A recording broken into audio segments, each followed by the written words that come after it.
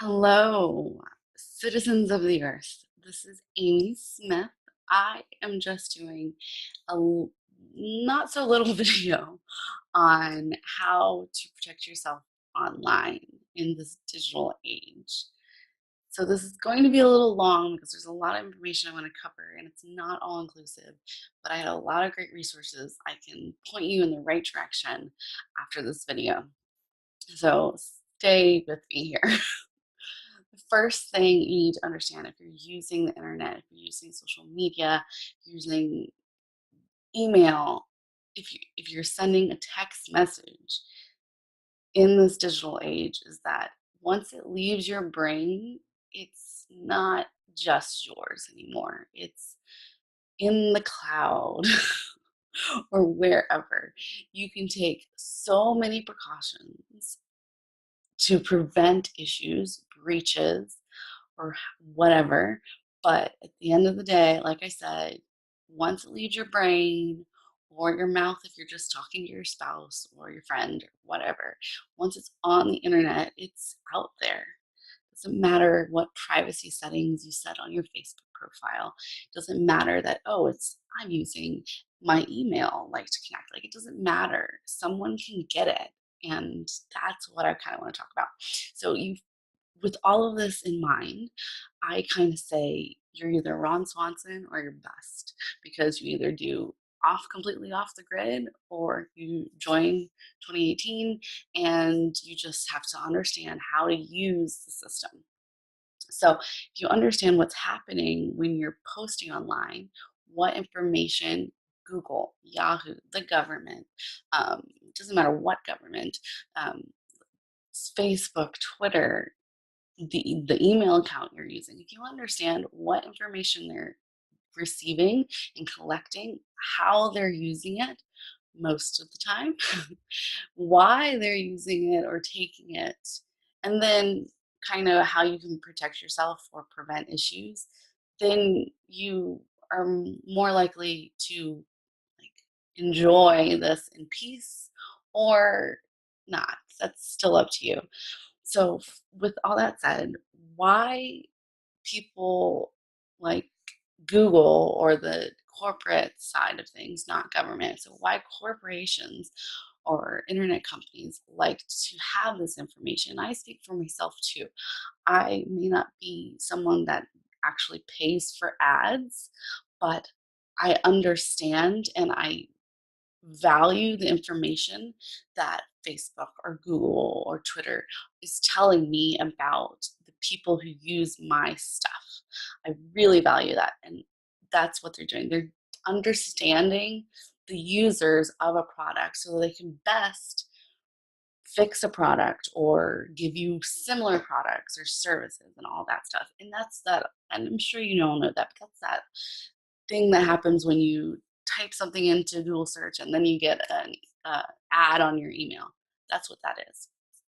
My in-laws, my sister and brother-in-law, they were asking something on Google's smart device, their Google Home device, and 2 or 3 days later, they got an ad on their email.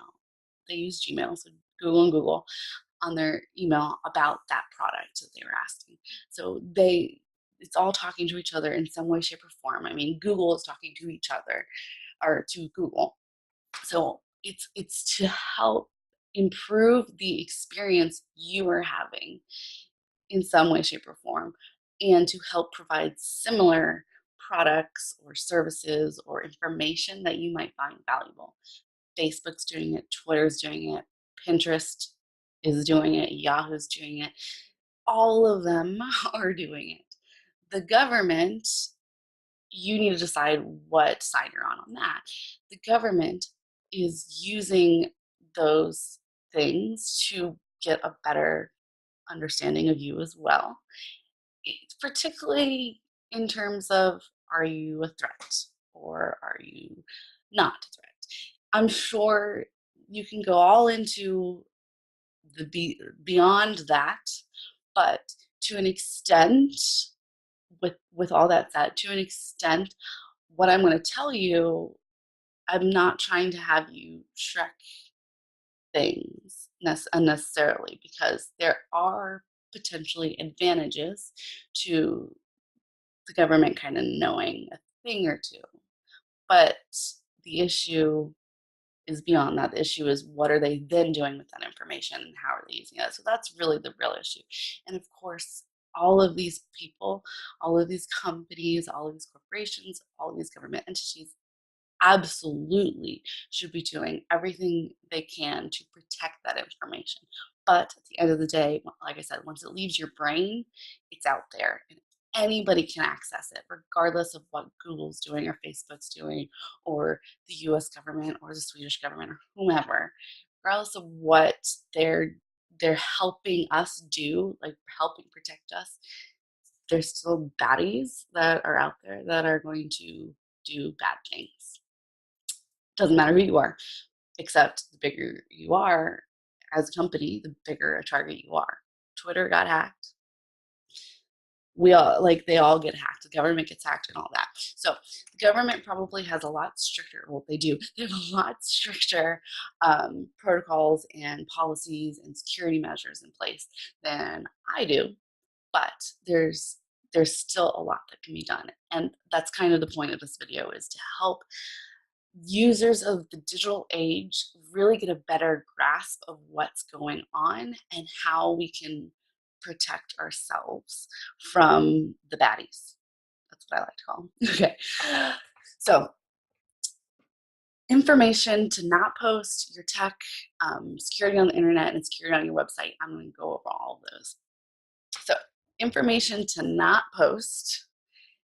And there's a few different reasons why. Information to not post is financial information, confidential information.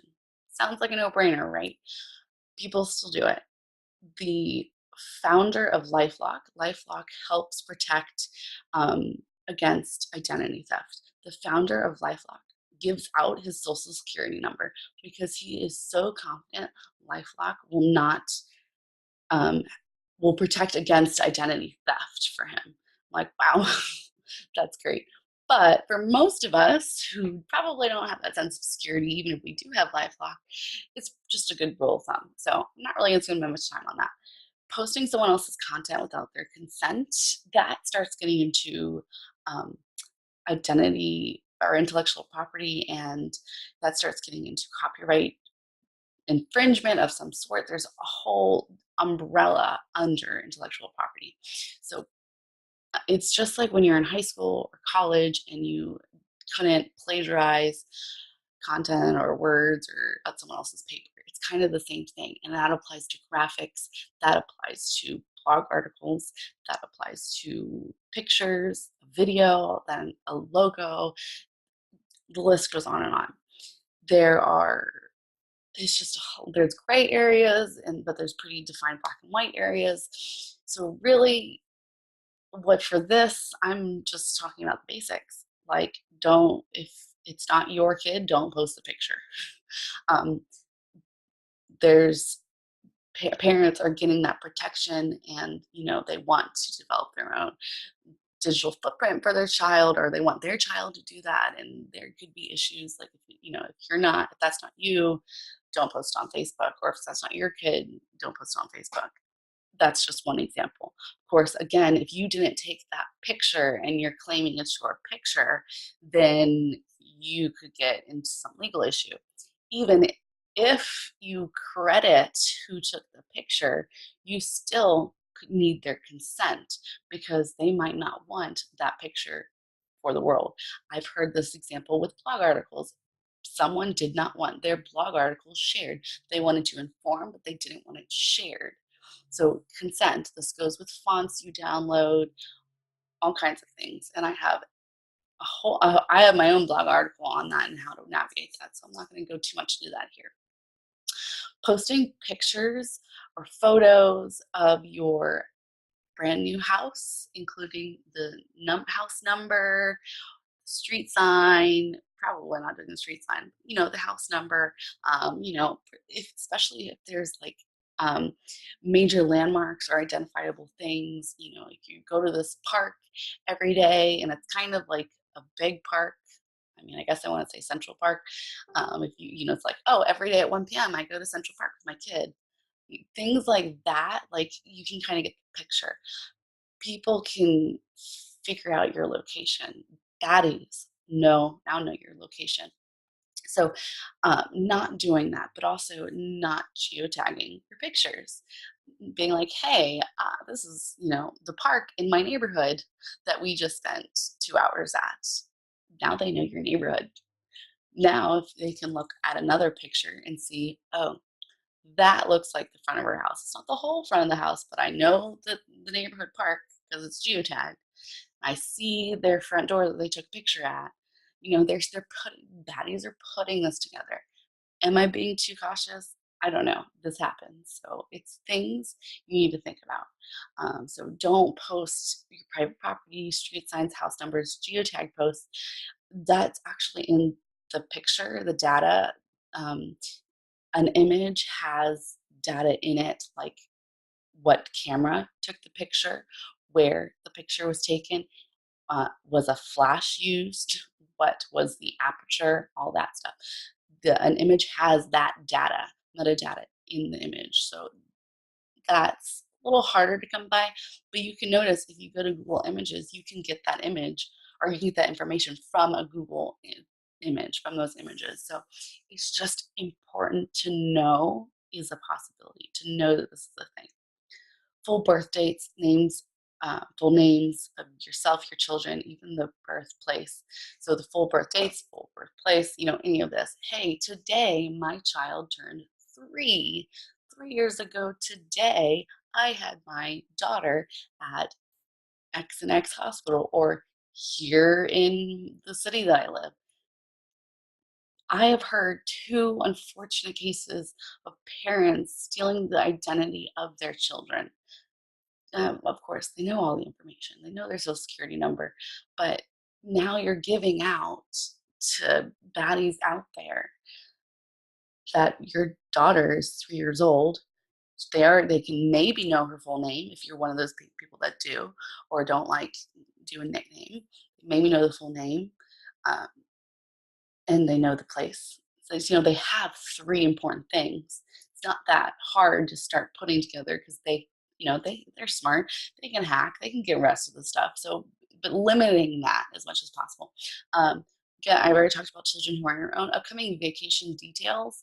Um, if they know where you live and you're now telling them that you're going to be gone for 2 weeks and this is where you're going, this is when you're leaving, and you're so excited, then that's a great time for them to go visit your house while you're gone. Any state of undress, particularly with minors, there are laws protecting them.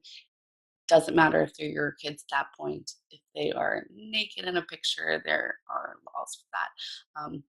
Another struggles, this is going with that whole digital footprint, that letting people decide their own digital footprint, regardless of where you are on that. I post pictures of my kid. I try and do it like respectfully, but some people have started finding issues because their parent posted a story and a picture of a tantrum they had, and now they're labeled this problem child by a future like private school that they wanted to go to, or a company, or things like that. I don't know all the details on that, but I have read that is becoming more and more of an issue as all of these babies from the beginning of this being a thing, social media being a thing, growing up and now needing to go out into the world. So those are just kind of things that you should not post, or really, really, really consider not posting. So your tech, how can you protect your technology, the devices that you use, phones, tablets, computers, main ones? Like I said earlier, people have access to your text, your emails. It's not just Facebook or Twitter. All of it, unless you custom build the server, it's not 100% secure, and even then it's not secure. So these are all just different additional ways of making things secure, is by knowing what not to post. Don't send your credit card information in an email, or, there's ways to do that. But don't just type it into your email, because someone could hack your email, could hack their email, or just a bot or something. So your tech, turning your GPS off, so people don't know where you are, particularly when you're taking pictures, that geotag data, turning on auto updates. If there's a bug or a virus or a glitch in the system on an Apple, Android, Windows, whatever, who's the first that's going to know about it, and who are the people going to fix it? Apple, Windows, Android. They're going to fix it. So if you auto update, yeah, it might drain your battery, but it's going to cover you with, in case there was a slip in the system in terms of a bug or a virus. Malware and virus protection on devices, as well as websites. I'll talk about this a little bit more later, but yes, Apple still needs it. They always say, oh, Apple doesn't need, malware protection, virus protection. Better to just invest in it than not. Every device has the potential of having an issue, of downloading a virus on accident, someone having malware. Maybe not everybody is going to be this great, wonderful target, but it's doesn't mean it's not going to happen. So having that on your devices, backing up your devices. Um, I use primarily cloud storage, and I'll talk about that in a second. But if you don't and you have hardware like backing that up, like how is that encrypted? Because if you do have to reset your system due to malware or bug or virus, then that way you can restore it back to the system, the version right before it got hacked or compromised. So frequent backups, secure backups. There's a bunch of different ways you can securely back up from, if you're using a hardware hard drive, or if you're using a software hard drive or a cloud backup. There's there's ways that will still be encrypted and secured, but knowing that you should maybe back it up, and researching into the backup options. Using strong passwords. I am sure all of you have heard the statistic that at one point in time, the most commonly used password was password. I use LastPass. I love LastPass. There's a lot of different options, like 1Password, Dashlane, the keychain, or all these things. Now, they can all be hacked and everybody knows your password.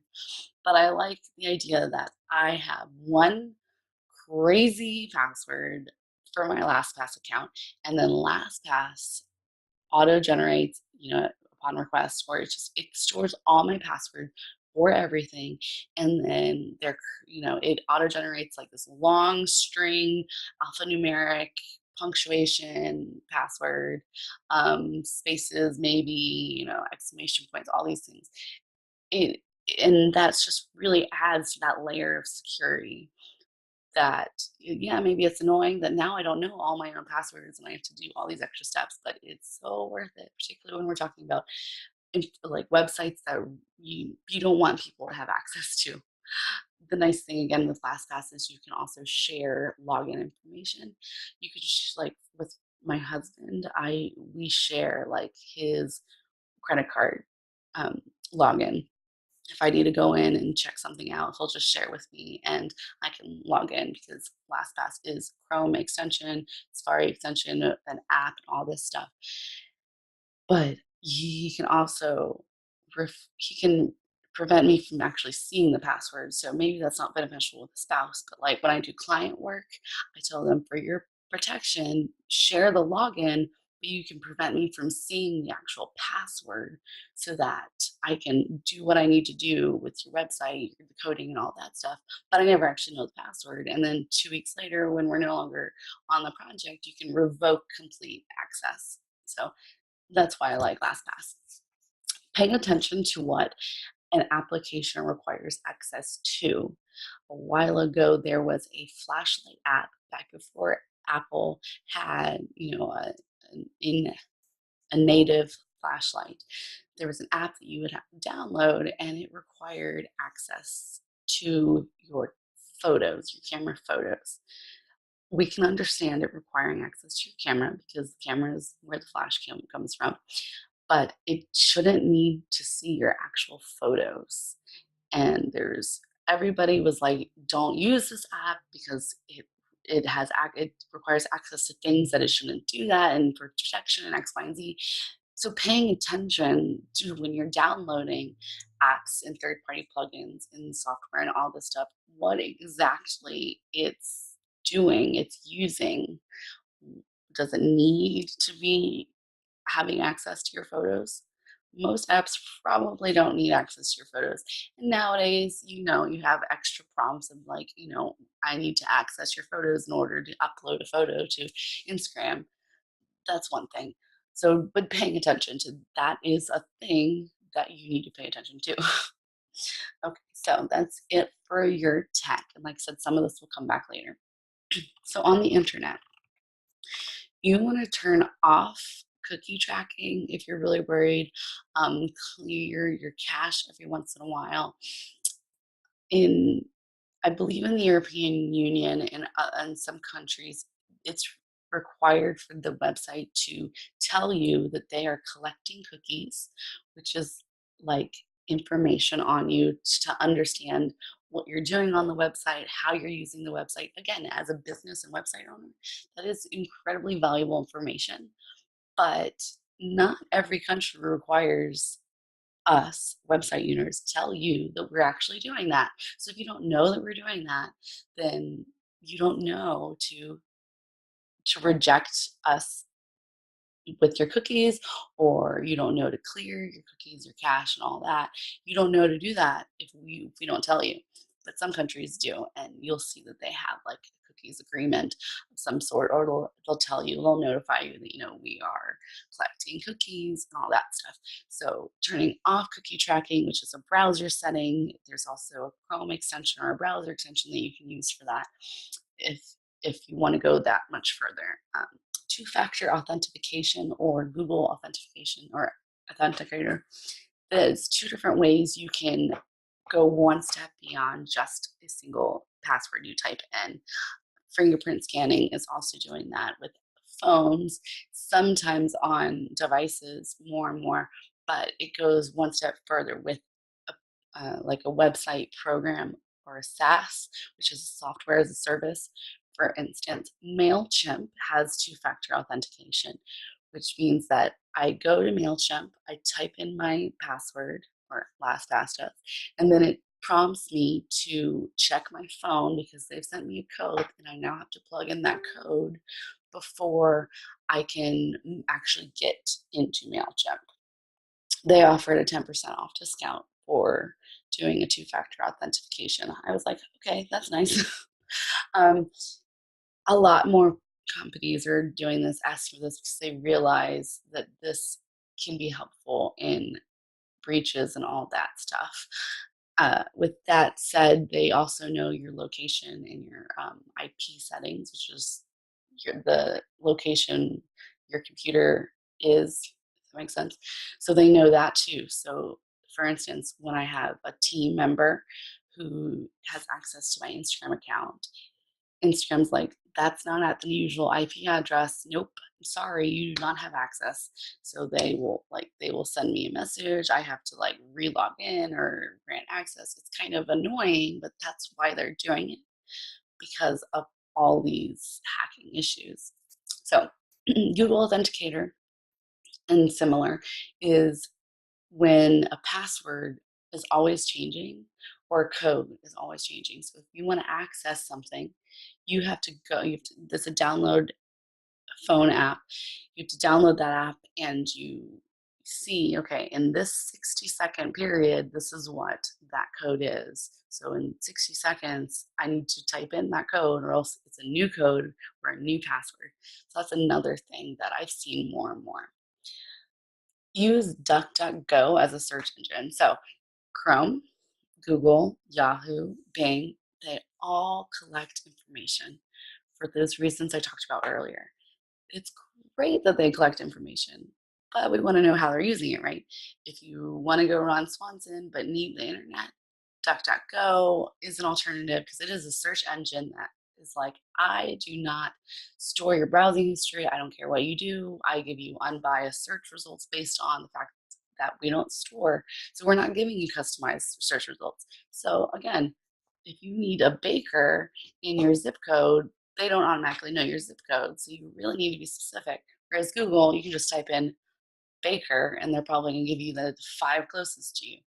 That's an example. But, if you're searching for something that you really don't want people to know about, or you just really would prefer not being tracked and going under the radar, DuckDuckGo is an alternative, as well as Internet Explorer has in private browsing, and Google Chrome has incognito modes, which is just like settings where you can just go and they're supposedly not tracking or storing information. Um, that's what they're telling me, at least. I do trust them in that, but that's up to you to decide if you trust them in that. There's also things like VPNs, which is virtual private networks, I believe, and that will kind of scramble your location. Um, there you have to pay for it. There's advantages, disadvantages, again, depending on where you sign on that, Tor, Freenet, or other things. So moving on to for your business and website. So with my clients, I recommend almost all of these, all of these actually, and I'm excited to tell you why. So the first thing is when you do a domain name, when you buy a domain name from a name registrar, the name registrar has to report who's buying that. Like, in addition to, hey, this is taken off the market, they need to report that they are the ones that are taking this domain. Like, for instance, GoDaddy. I use GoDaddy. I am buying a domain from GoDaddy. GoDaddy tells the internet that I purchased my domain from GoDaddy, so GoDaddy owns it. They're the registrar, etc. But then they have the registrar. It's kind of the who is who is privacy anonymizes it, because it's kind of like the Yellow Pages, the who is directory. So it will tell anybody who wants to look it up their name, their street address, their phone number, their email, when the domain was purchased, by whom it was purchased, GoDaddy. It even says the name servers. So without a who is privacy, which is for me $8 a year, without that, it would have all of that personal information on my domain that I purchased. So Amy Smith owns the domain. Amy Smith lives here. This is how you can call Amy Smith. This is how you can knock on her door. So they do that. Now, not all of it is anonymized, just your personal information is, because as a website developer, sometimes I need to know, okay, what were like if I'm trying to like reset something and move things around for clients, I need to know what the name server is. I kind of need to know their registrar, but that's really all I need to know. So it's nice for me, but the rest of it, I don't need to know. Nobody good needs to know. The baddies want to know it, but nobody really needs to know that. So take a look into who is privacies. So PO boxes. I'm really just speaking to Americans here, but well, for the PO box part, well, I'm talking to everybody. So if you're not American, fill me in on this. But if whenever you have to send out an email, part of the CAN-SPAM Act and the upcoming GDPR that goes into effect on May 25th, 2018, is starting to really, really make it transparent who is sending an email to who. So when we're talking about email newsletters and spamming and prevention of that, there's a lot that goes into it. So the CAN-SPAM Act says that, and same with GDPR, is they want to make sure there's not going to be data breaches. So was my email address sold to someone and that's why they're emailing me? Did I give them permission to email me? How can I get off their email list? So there's like a time frame that they have to take me off their email list. So all of these things go into play. In the United States, this is where I need a clarification. In the United States, it's required that a contact mailing address goes in the footer or somewhere on that email. Their their reason is that whole transparency, that clear and conspicuous type of thing, like, is this an ad or whatever, is like they're wanting people to have options. Like if they need to opt out, if they need to mail out, unsubscribe anything or whatever, a mailing address is required. For other parts of, for instance, in your privacy policy on your website, which I highly recommend, and your terms and conditions on your website, which I highly recommend, a mailing address is required, an email address is required, the contact information is required.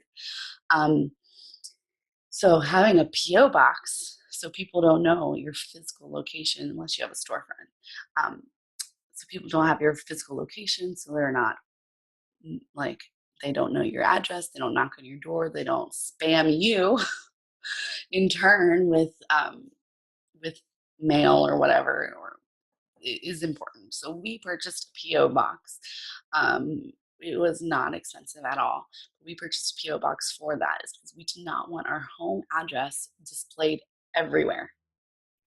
I have had clients that have been like, "How do I fix this? Like, what's going on? Like, why is my home address showing up when I do this?" I'm like, this is why. This is what you can do. I recommend a PO box because if you don't have a mailing address, you are now not you're not legally following the rules. If that makes sense. I can't think of a better word, but without having a mail address, you're now not in accordance with canned spam, and now you can get fined and legal action can take after you each individual time you are violating it. That's the word I was looking for. Each violation, each one email. So if you send one email to 100 people, that's 100 violations of the CanSpan app if you don't have certain things in place, like a mailing address. So PO box, please.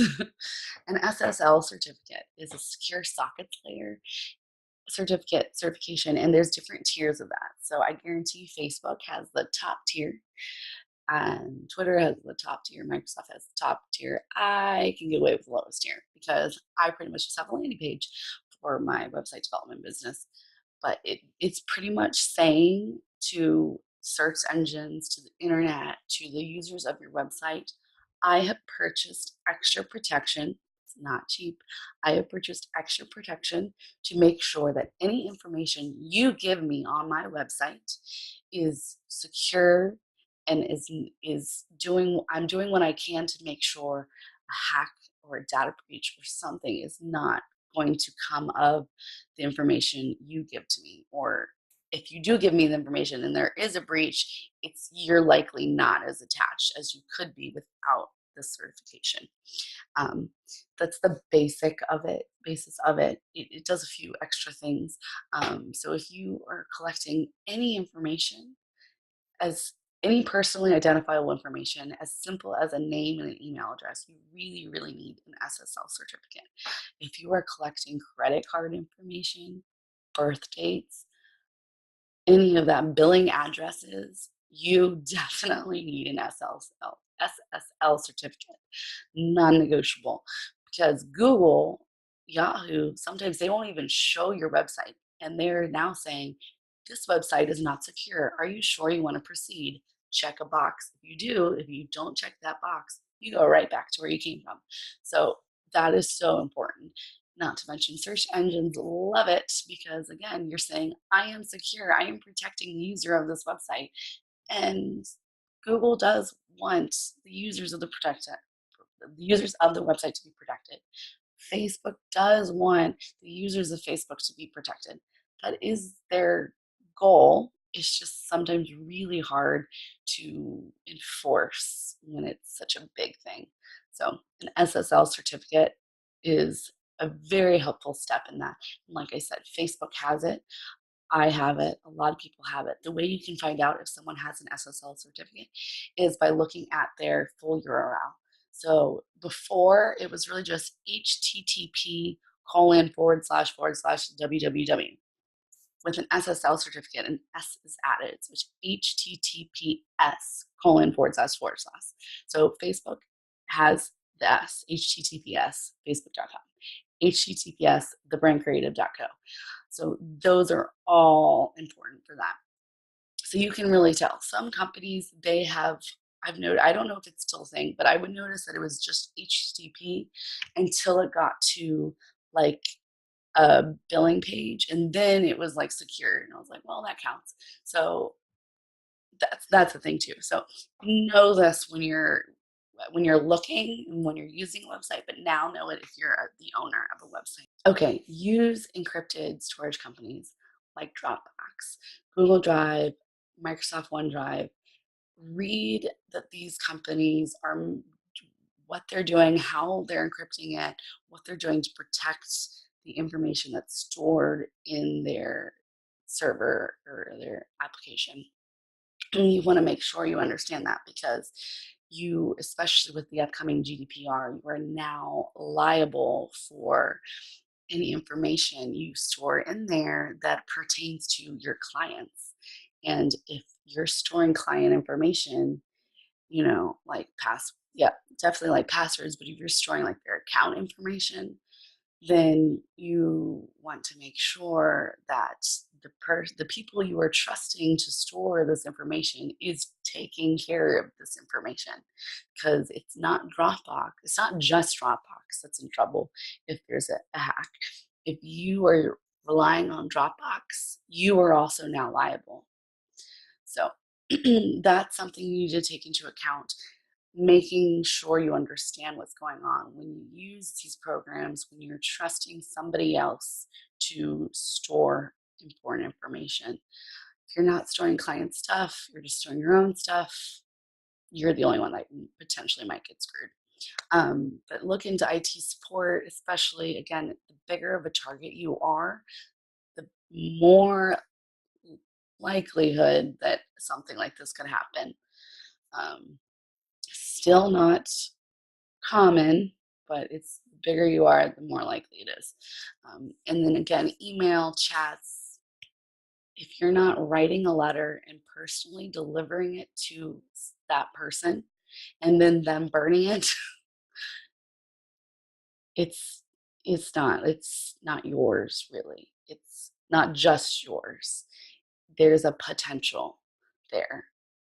How likely, that depends on how serious you're taking all this, what you're giving away. If you're just saying, "Hey, how are you?" Then nobody, like, what are they going to do with that? So understand that there's ways you can encrypt your emails. You can get encrypted chats for your company. You can do offline things and all this stuff. Knowing this stuff is there, I'm not going to go into that, but knowing these are options there, but really remembering, again, once it leaves your brain and it's on the cloud in some way, shape, or form, on the digital age in some way, shape, or form, it is no longer just yours. So I hope this was informative. I would love to hear your input, anything that I might have missed. Share this if you liked it. I really, really just want to help people feel um, better educated, more aware of what's going on, to help you make your own decisions and judgments and just really stay safe. Um, that's really the most important thing. Is I love what the internet can do and what the cloud can do. But like I said, unless you're Ron Swanson, and if you don't know who Ron Swanson is, just Google him. He's great. And I guess I'm losing my voice from all my talking today. But unless you're Ron Swanson, there you are vulnerable in some way, shape, or form.